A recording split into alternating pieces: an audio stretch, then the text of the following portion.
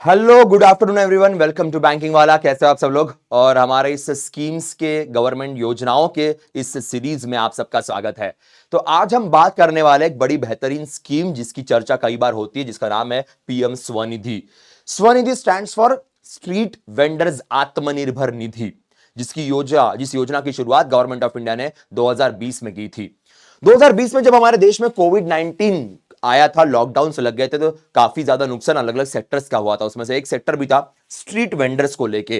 तो अगर हम देख सकते हैं, यहां पे अलग अलग स्ट्रीट वेंडर्स हैं, उनका बिजनेस ऑलमोस्ट बंद हो गया था, इनकम का जरिया नहीं था। तो उनको वापस अपने पैरों पे खड़ा करने के लिए गवर्नमेंट ऑफ इंडिया ने इस स्कीम की शुरुआत की, जहां पे इनिशियल फेज में अप टू 10,000 रुपीज तक का लोन प्रोवाइड किया जा रहा था। इसमें और बहुत सारे चेंजेस हुए, ये अमाउंट का भी लिमिट इंक्रीज किया गया। तो इन सब के ऊपर हम इस सेशन में आपके साथ बातचीत करेंगे। तो एक बार डिस्कस कर लेते हैं कि स्कीम के अंदर क्या क्या चीजें मेंशन की गई है, क्या क्या पॉइंटर्स गवर्नमेंट के द्वारा लिखे गए हैं। तो अभी रिसेंटली गवर्नमेंट ऑफ इंडिया ने 46 लाख तक का लोन ये डिसबर्स किया, ऐसा रिसेंटली गवर्नमेंट का डेटा कहता है। अबाउट 40% हैव बीन रीपेड सो फार, उसमें 40% रीपेड भी हो गए हैं, ऐसा गवर्नमेंट ऑफ इंडिया का स्टेटमेंट है। स्कीम की शुरुआत जो है, ध्यान रखिएगा, ये 2020 में की गई। 1 जून 2020 में ये स्कीम को गवर्नमेंट ने स्टार्ट किया था। अब कौन सी मिनिस्ट्री यहां पे रेस्पॉन्सिबल है? तो ministry of housing urban affairs is responsible for the implementation of this scheme. ये एक बहुत बड़ा पॉइंटर है जो एग्जाम के लिए बन जाता है। सबसे बेस्ट इंप्लीमेंटेशन अभी तक अगर इस स्कीम की बात की जाए तो वो किया गया है by the Uttar Pradesh government. सबसे बेस्ट इंप्लीमेंटेशन, ये भी एक पॉइंटर हमारी हाउसिंग अर्बन अफेयर्स मिनिस्ट्री के द्वारा दिया गया। चलो और कुछ पॉइंटर्स देख लेते हैं। नाउ यहां पे वर्किंग कैपिटल प्रोवाइड किया जाएगा, incentivise the regular repayments, reward digital transactions. अगर आप डिजिटल तरीके से इस लोन को रीपे करते हो, लोन को वापस करते हो, तो कुछ बेनिफिट्स भी यहां पे मिल जाते हैं। जैसे इनिशियली पर मंथ जो भी आप क्योंकि ईएमआई वापस करना है ना, आप लोन ले रहे हो तो आप you are going to return the money. तो अगर आप डिजिटल तरीके से पैसे ट्रांजिट कर रहे हो तो 100 रुपए का डिस्काउंट भी यहां पे प्रोवाइड करने की बात की थी। अब जब इनिशियली इसकी शुरुआत की तब 10,000 तक का लोन था। अब आप लोन का अमाउंट देखिएगा, अप टू 50,000 तक का लोन का अमाउंट है। तो first time up to 10,000, second time up to 20,000 और थर्ड टाइम अगर आप लोन लेने जाते हो तो अप टू 50,000 तक का फाइनेंशियल सपोर्ट यहां पे मिल जाता है। तो ये भी एक बेनिफिट्स है जो मेंशन किए गए हैं। और यहां पे कोई भी कोलैटरल्स मींस कोई भी आपको गिरवी रखने की जरूरत नहीं पड़ेगी, कोई भी चीजें गिरवी रख के आपको लोन का अमाउंट लेने की जरूरत नहीं पड़ेगी, ये मेंशन किया गया। अब फंड्स कहां कहां से मिल सकते हैं? बैंक्स तो फंड प्रोवाइड कर ही सकती है, उसके अलावा माइक्रो फाइनेंशियल इंस्टीट्यूशन, एनबीएफसीज और सेल्फ हेल्प ग्रुप के थ्रू भी यहां पे फाइनेंशियल सपोर्ट प्रोवाइड किया जाता है। जी हां, स्टेट के मदद से इसे इंप्लीमेंट किया जाएगा। तो ये सेंट्रली स्पॉन्सर्ड स्कीम है, स्टेट की मदद से इसे इंप्लीमेंट करेंगे, बिकॉज स्ट्रीट वेंडर्स का डेटा ऑब्वियसली स्टेट को मेंटेन करने की जिम्मेदारी रहेगी। ये पॉइंट यहां पे ध्यान रखिएगा। स्ट्रीट वेंडर्स की अगर बात करें तो अर्बन एरियाज में काफी एक्टिवली वर्क दिखेंगे, तो यहां पे अर्बन एरियाज का भी पॉइंटर मेंशन किया गया। अब ध्यान दीजिए, टाइमली और early repayment, the interest subsidy of 7% per annum will be provided. अगर आप टाइमली तरीके से पेमेंट करते हो, रीपेमेंट करते हो, तो यहां पे 7% तक का इंटरेस्ट सब्सिडी प्रोवाइड करने की यहां पे बात की जा रही है। जैसे मैंने कहा था, अगर आप ऑनलाइन पेमेंट करते हो तो आपको ऑब्वियसली यहां पे 100 रुपीज का डिस्काउंट भी इनिशियल लेवल पे प्रोवाइड होगा। There will be no penalty on the early repayment. Suppose किसी स्ट्रीट वेंडर्स ने जो बचाव पैसा पहले ही पे करने की बात की, टाइम से पहले, अर्ली रीपेमेंट, फोर क्लोजर की बात करते, तो ऐसे सिचुएशन में कोई पेनाल्टी नहीं लगाई जाएगी, कोई उनके ऊपर एक्स्ट्रा बाइंडिंग्स नहीं रहेगी। तो ये भी पॉइंट यहां पे मेंशन किया गया है by the government of India.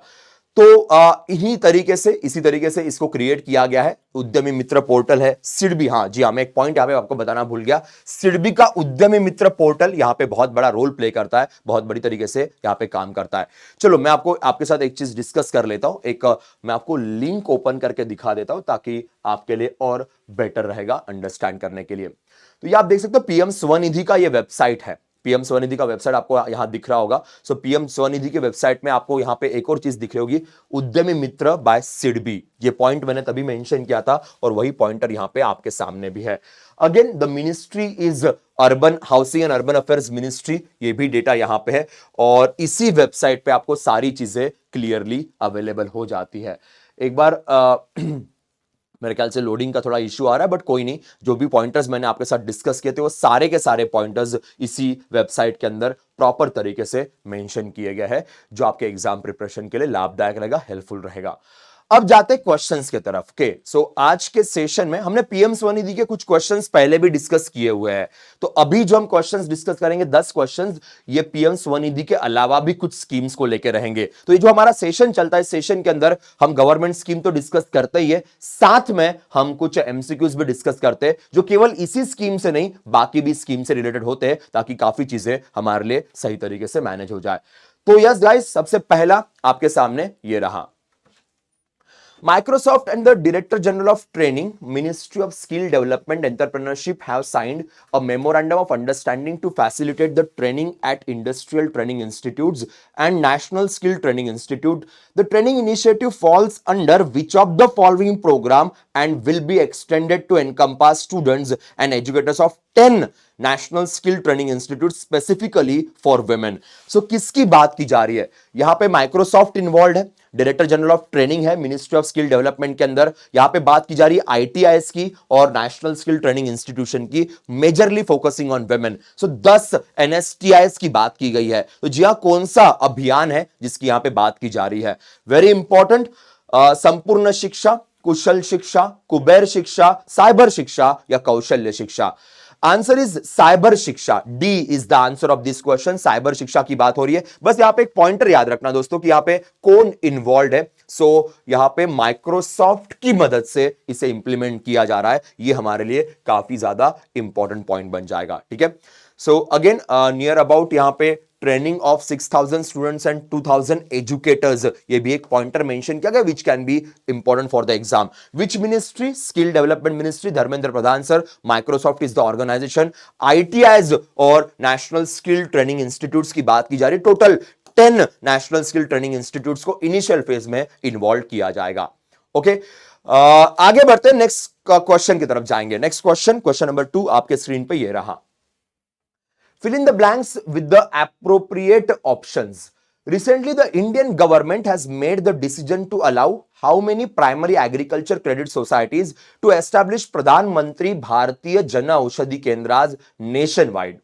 The initiative amount provided for the Pradhan Mantri Bharatiya Jana Aushadhi Kendras is 5 lakh, which is equivalent to how much of the monthly purchase or a maximum of 15,000 per month. चलो answer कर दीजिएगा दोस्तों। Very important, पीए यहां पे primary agriculture credit societies की बात हो रही है। जो हमारा रूरल कोऑपरेटिव बैंक वाला सिस्टम है ना, उसमें सबसे ग्राउंड लेवल पे प्राइमरी एग्रीकल्चर क्रेडिट सोसाइटीज काम करती है। रूरल कोऑपरेटिव बैंकिंग वाला जो कंसेप्ट है उसके अंडर। तो जी हाँ, आंसर इज 2000। ध्यान रखिए, 2000 प्राइमरी एग्रीकल्चर क्रेडिट सोसाइटीज को प्रधानमंत्री जन औषधि केंद्र को ओपन करने की बात की गई है। अब ना मैं इसका बैकग्राउंड थोड़ा आपको एक्सप्लेन करता हूं before moving towards the description of this particular question.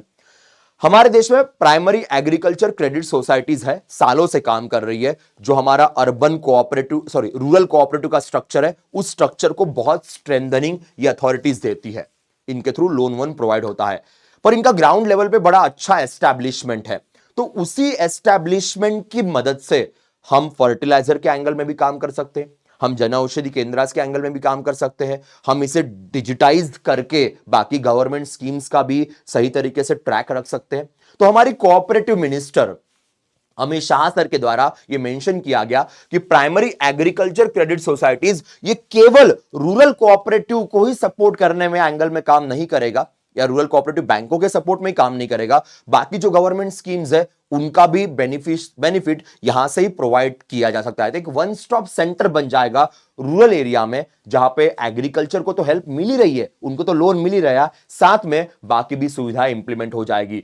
तो उसी एंगल में जन औषधि केंद्र जो हमारे केमिकल एंड फर्टिलाइजर मिनिस्ट्री के अंडर आता है, डॉक्टर मनसुख मंदिया सर मिनिस्टर है, तो उन्हीं के मिनिस्ट्री के द्वारा यह अनाउंसमेंट किया गया। ध्यान दीजिएगा। अमित शाह सर जो कोऑपरेटिव मिनिस्टर है, तो मैंने बता ही दिया। Chemical and fertiliser ministry doctor Mansukh Mandiya. याद रखना, जन औषधि केंद्र ये हेल्थ मिनिस्ट्री के अंडर नहीं आता है। Jan Aushadhi Kendra comes under chemical fertiliser ministry, because pharmaceutical department ये इसी मिनिस्ट्री के अंडर है। Coincidentally health as well as chemical fertiliser दोनों के मिनिस्टर ये मनसुख मंडिया सर है, तो याद रखने के लिए दिक्कत आपको नहीं जाएगी। अब जन औषधि केंद्रास की बात करें तो इंडिया में ऑलरेडी जो जन औषधि केंद्रास है वो 10,000 का जो नंबर है उसके आसपास ऑलरेडी पहुंच चुके हैं प्रधानमंत्री जन औषधि केंद्रास। अब इसमें और जो कंट्रीब्यूशन है वो हमारी प्राइमरी एग्रीकल्चर क्रेडिट सोसाइटीज कर सकती है, 2000 केंद्राज उनके मदद से भी हम इंप्लीमेंट कर सकते हैं, यही पॉइंटर यहां पे मेंशन किया गया है। Next, which of the following statement is are incorrect, कौन सा स्टेटमेंट इनकरेक्ट है, ये सवाल यहां पे आपके सामने है।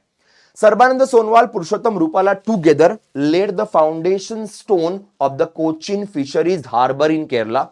The project has a total value of 169.71 crore. The Pradhan Mantri Matsya Sampada Yojana and the Sagarmala project schemes are one of the sources of the funding for the project. So which is incorrect? Only one, only two, both 1 and 2, 2 and 3 all are incorrect. So which of the following is incorrect? ये question यहाँ पे पूछा गया है। अब मैं आपको एक बात बताना चाहता हूं, यहां पे ऑप्शंस में थोड़ी सी गड़बड़ है क्योंकि ये सारे पॉइंटर्स करेक्ट हैं, सारे पॉइंटर्स करेक्ट है, सारी की सारी चीजें यहां पे करेक्ट है। जी हां, बजट एलोकेशन 169.71 है, दो मिनिस्ट्रीज इन्वॉल्व है, पुरुषोत्तम रूपाला साहब की मिनिस्ट्री एज वेल एज हमारे सरबानंद, क्योंकि पोर्ट की बात करेंगे, पोर्ट की बात की जाएगी तो हमारे सरबानंद सोनोवाल साहब, और फिशरीज की बात करेंगे तो ऑफ कोर्स हमारे पुरुषोत्तम रूपाला साहब। यस, ये जो पोर्ट, ये जो हार्बर लिंक क्रिएट की जा रही है, कोचिन फिशरीज हार्बर, यहां पे जितनी भी जैसे प्रधानमंत्री मत्स्य संपदा योजना होगी या फिर Sagarmala comes under port shipping waterway ministry, प्रधानमंत्री मत्स्य संपदा योजना कम्स अंडर फिशरीज मिनिस्ट्री, इसलिए दोनों मिनिस्ट्रीज की बात की जाएगी। तो तीनों के तीनों पॉइंटर्स यहां पे करेक्ट है, तीनों पॉइंटर्स करेक्ट है, ध्यान रखिएगा, ठीक है। सो बजट एलोकेशन, देन दोनों मिनिस्ट्रीज का इन्वॉल्वमेंट यहां पे है। क्यों इन्वॉल्वमेंट है ये भी मैंने बता दिया, प्रधानमंत्री मत्स्य संपदा योजना 50 करोड़ आएंगे, इसके अलावा सागरमाला की बात करें 55.84 करोड़ यहां पे आएंगे। सो बाकी भी स्कीम्स यहां पे इन्वॉल्वमेंट दिखा रही है, तो सारे के सारे पॉइंटर्स करेक्ट थे, कोई भी पॉइंटर इनकरेक्ट वहां पे नहीं था। आगे बढ़ेंगे next point.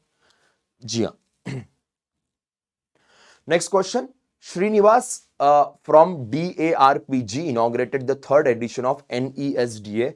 Expand NESDA. NESDA का यहां पे फुल फॉर्म पूछा गया है। जी दोस्तों, एक बार अच्छे से पढ़ के आंसर कर दीजिएगा।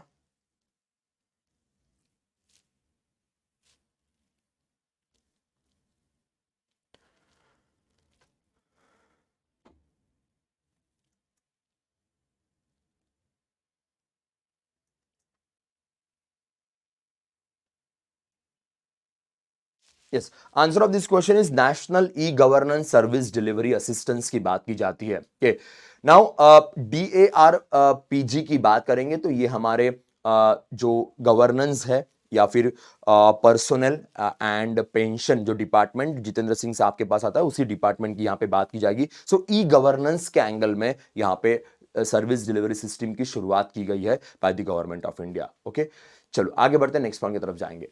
Samarth scheme is a flagship skill development scheme approved in contribution in the integrated skill development scheme for how many 5-year plan, for which 5-year plan, ठीक है, कौन से 5-year plan के अंदर इसका अनाउंसमेंट किया गया था। समर्थ स्कीम की बात की जा रही है, कौन से 5-year plan के अंदर इसका अनाउंसमेंट किया गया था। समर्थ स्कीम ये बेसिकली टेक्सटाइल इंडस्ट्री के स्किल एजुकेशन के लिए है, टेक्सटाइल इंडस्ट्रीज के स्किल एजुकेशन के लिए यह स्कीम की बात की जाती है, तो ध्यान रखिएगा। 12th 5-year प्लान की बात करेंगे, 2017 में इसे लॉन्च किया गया था। अगेन टेक्सटाइल मिनिस्ट्री, यहां पे स्किल एजुकेशन लिखा तो गया है पर यह स्किल एजुकेशन मिनिस्ट्री के अंडर नहीं आता है, बिकॉज टेक्सटाइल इंडस्ट्री में जो लेबर काम कर रहे हैं उनके स्किल के लिए। तो 2017 ऑब्वियसली 12th 5-year प्लान जो लास्ट 5-year प्लान था एनके सिंह साहब, उसी के अंडर इसे इंप्लीमेंट किया गया। ध्यान रखिएगा, this Samarth scheme is not related to any other ministry like skill development ministry, it is part of textile ministry, ये बहुत जरूरी पॉइंटर रहेगा।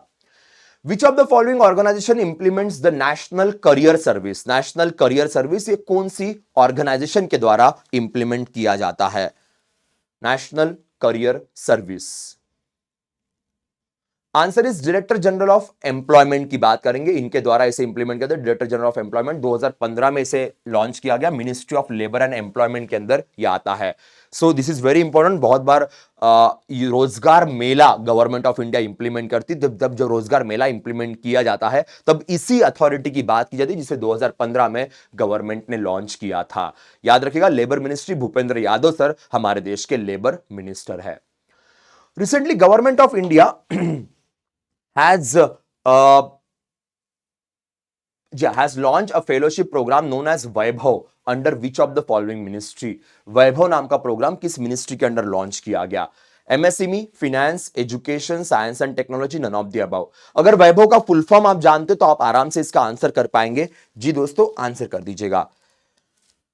MSME, finance, education, science and technology, none of the above. Narayan Rane sir minister है, Nirmala ji minister है, Dharmendra Pradhan sir minister है and doctor Jitendra Singh साहब यहां पे मिनिस्टर है। Answer is science and technology ministry की बात करेंगे। वैभव वैश्विक भारतीय वैज्ञानिक की बात की जाएगी तो हमारे इंडियन ओरिजिन वैज्ञानिक, हमारे इंडियन ओरिजिन जो साइंटिस्ट है, उनको इंडिया में लाने के लिए गेस्ट लेक्चर के तौर पे या फिर एक गेस्ट फैकल्टी के तौर पे आइए, सपोर्ट कीजिए, साइंस कम्युनिटी को और आगे ले जाइए, उसके एंगल में ये लॉन्च किया गया है। जी हां, आगे बढ़ेंगे। Next point, which of the following organisation has launch a vision 2035? Vision 2035 किसके द्वारा लॉन्च किया गया? विजन डॉक्यूमेंट है कि इंडिया बाय 2035 कैसे दिखना चाहिए, तो ये विजन डॉक्यूमेंट किसके द्वारा लॉन्च किया गया है? Department of post, Indian army, NITI Aayog, department of telecommunication, science and technology. अब देखिएगा, हमारे देश में गवर्नमेंट को रिकमेंडेशंस प्रोवाइड करने के लिए गवर्नमेंट के थिंक टैंक के एंगल में एक अथॉरिटी काम करती है जिसका नाम है NITI Aayog. So how India should look like, India कैसे दिखना चाहिए, इंडिया में क्या क्या चीजें होनी चाहिए, ये नीति आयोग का अपना एक विजन होता है। वो विजन गवर्नमेंट की मदद से वो इंप्लीमेंट करने की कोशिश करते हैं। नीति आयोग 2015 में स्टार्ट हुआ। Prime minister of India is the chairperson of NITI Aayog. फिलहाल Sumant Bery sir vice chairman है और फिलहाल बीवीआर सुब्रमण्यम सर नीति आयोग के ये हमारे सीईओ के तौर पे काम कर रहे हैं। तो 2020 में इस विजन डॉक्यूमेंट को लॉन्च किया गया। 2020 में NITI Aayog national institute for transforming India 2015 में बन गया। ये विजन डॉक्यूमेंट 2020 में बना है। 2035 के विजन के हिसाब से इसे इंप्लीमेंट किया जा रहा है। Next question. Recently, which authority has undertaken a third-party assessment of rupees 945 crore Startup India seed fund scheme to see its impact on the ground? यहां पे सीड फंड्स की बात हो रही है। सीड फंड नॉर्मली स्टार्टअप्स के angle में use करते हैं, तो कौन सी अथॉरिटी है? अगेन अमाउंट की तरफ ध्यान रखें, 945 crore. Department for promotion of industries internal trade, NITI Aayog, ministry of MSME, KVIC, none of the above. Answer of this question is department of promotion of industries internal trade, because जब भी startups की बात होगी, startup comes under the commerce ministry और commerce ministry के अंदर DPIIT आता है, वो उन्हीं के द्वारा इसे इंप्लीमेंट किया जा रहा है। तो याद रखिएगा, स्टार्टअप्स की जब भी बात होती है ना, तो स्टार्टअप ये कंसेप्ट हमेशा हमारे ministry of commerce and industry, Piyush Goyal साहब मिनिस्टर है, उसके अंदर डीपीआईआईटी। 2021 में सीड फंड का अनाउंसमेंट किया गया। सीड फंड क्या होता है? एकदम बेसिक, सपोज फॉर एग्जाम्पल मेरे पास कोई आइडिया है और उस आइडिया के भरोसे में कंपनी क्रिएट कर रहा हूं, तो इनिशियल फेज में जो फंड होता है उसे सीड फंड कहा जाता है। That fund is called seed fund. उसी की बात यहां पे की गई है।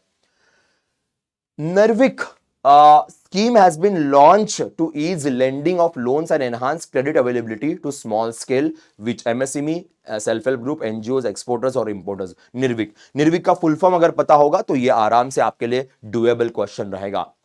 यस, निर्विक निर्यात के एंगल की बात हो रही है, मींस एक्सपोर्टर्स की यहां पे बात की जा रही है। निर्विक का फुल फॉर्म देखेगा, निर्यात ऋण विकास योजना।